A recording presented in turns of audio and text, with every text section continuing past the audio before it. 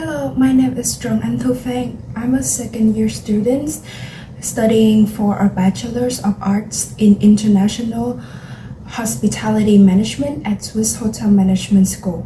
Last year in 2023, I just finished my 6-month internship as an operation trainee in Cesaris College in Brieg, Switzerland, starting on the 5th of July and ending on the 22nd of December 2023.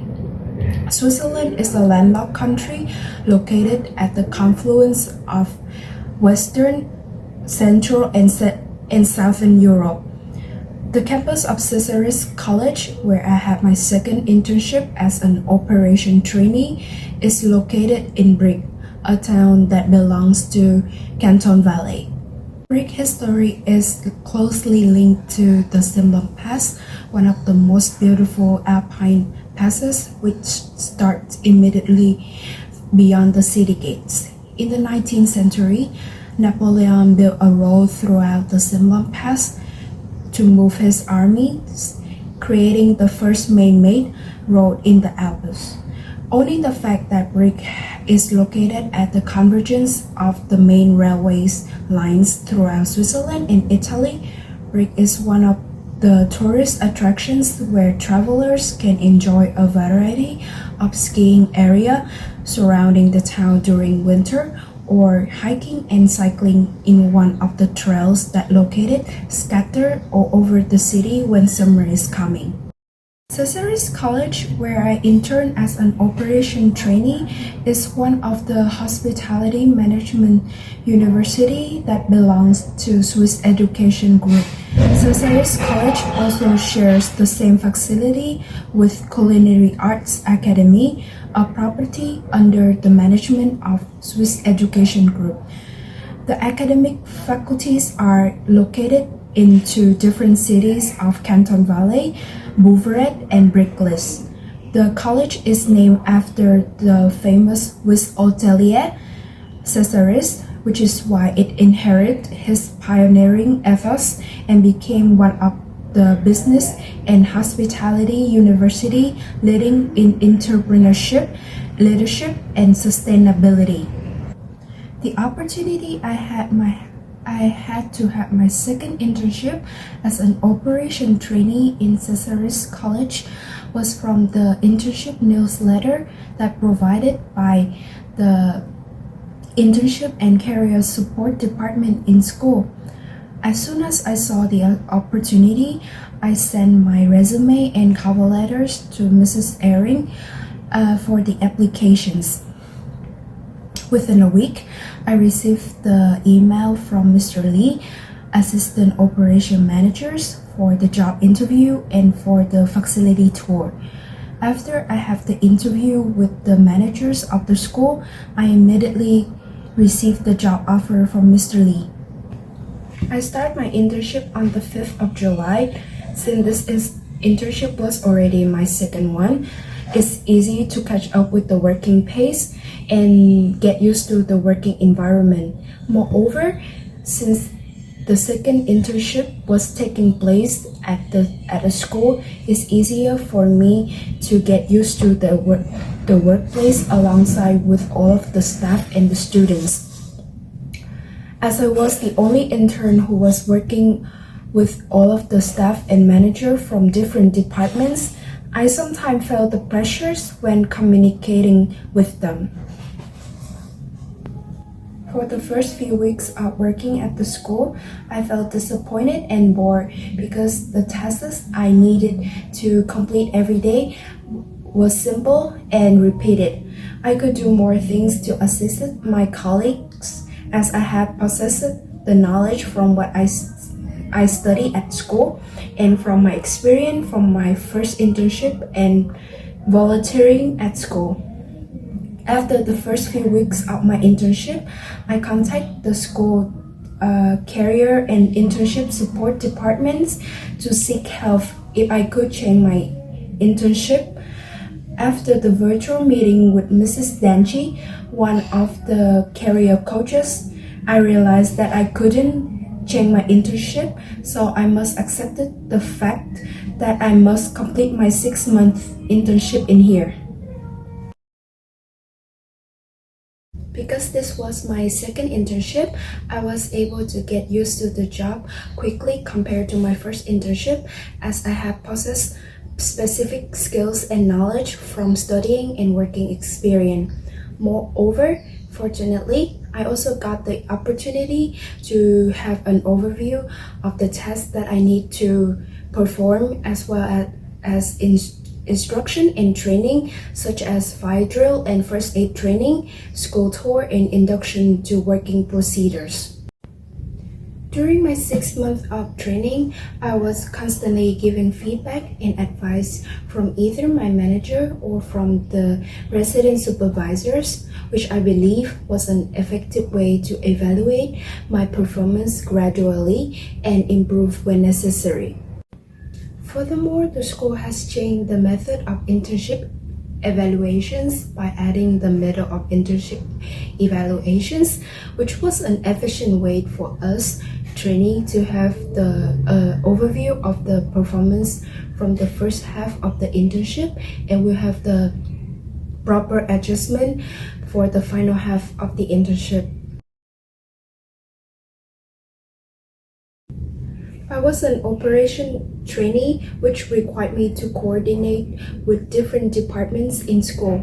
Since I have completed my initial internship as an F&B trainee in a hotel, tasks related to F&B, such as organizing and setting up table for visitors, preparing buffet area, and preparing rooms for seminars and workshops, didn't challenge me as much as what I initially encountered in my first internship.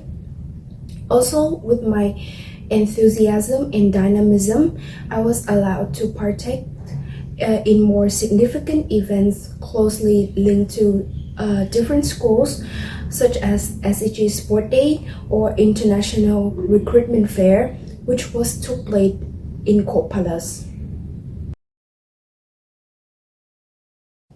One of my tasks during my shift was answering and helping the student with their concern and needs, which challenged me the most, but also helping me to learn more about how to work in the front office positions.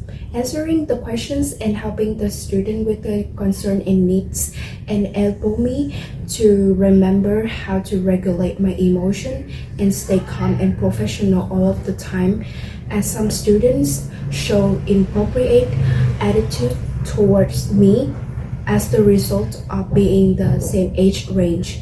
Some concerns and needs were far up our capabilities to offer helps, but helping me to develop my agility to find the quickest and most efficient solutions to the problem.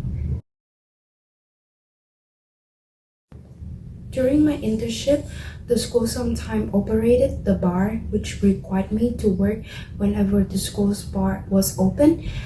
Since I don't have much experience and needed skill related to bartending, plus owning the fact that I have never worked behind the bar full-time before, I felt stressed during my first time performing.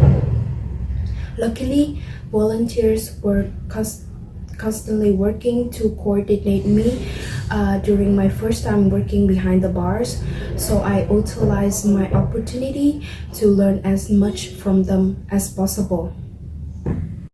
Also, as I know my weakness is lacking bartending skills, so I try to arrange myself with a volunteer so that I would be the one who oversees taking the orders and making the bills for the guests by using the countertop payment terminals. After working behind the bar a few times, I learned how to organize and maintain the safety and the clean lines for the students and the staff, and boost my working pace to catch up with the hustle and the pressures of the working environment.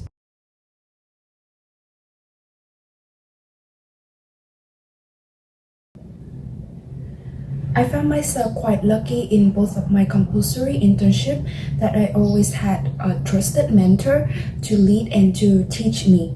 What I believe that all of the advice and feedback that I got during my internship are going to help me not only in the career path but also in my personal growth. Since I used to work as an operation trainee, I had to work coordinately with all of the staff and managers from different departments. Mrs. Sammy, the F&B and housekeeping managers, constantly gave me helpful advice and constructive feedback to help me optimize my time and the opportunities to learn from the work that she assigned me to do. Working with her and having her as my mentor helped me push my working pace while still maintaining standards and paying attention to the details, which I need to improve a lot. I also found myself quite lucky as I had not only one mentor, which was Mrs. Sammy, but also a student who used to work in the same position before me. Therefore, whenever I have some questions related to the works that either Mrs. Sammy or the resident supervisor weren't there to answer to my questions, I always found her for the solutions to my problems. As I was the only trainee working on campus at that time, during the week of the school events and workshop, there was only Mrs. Sammy, the F&B and housekeeping manager, and I had to organize ourselves to continually switch up our place and care of several events and workshops at the same time. Since I gradually improved and took bits of advice for my improvements, I slowly gained her trust and was entirely responsible for setting up and keeping my eye on the events or workshop that was assigned to me. As mentioned above, during my internship, I was the only intern, so I didn't face any challenge being competed by other interns. Also, when doing the internship, my mindset is to focus and learn as much as possible and receive advice and feedback from either my managers and colleagues to improve my experience and professionalism in working environments. But at the same time, I also deal with the fact that one of my colleagues keep on doing the tasks assigned to me. This leads to the fact that I don't have many tasks to do throughout my shift and adds on to the challenge that I need to continuously look for more tasks from my managers, which was unpleasant for me throughout my internship. I had kindly asked him not to interfere with my daily tasks as an intern.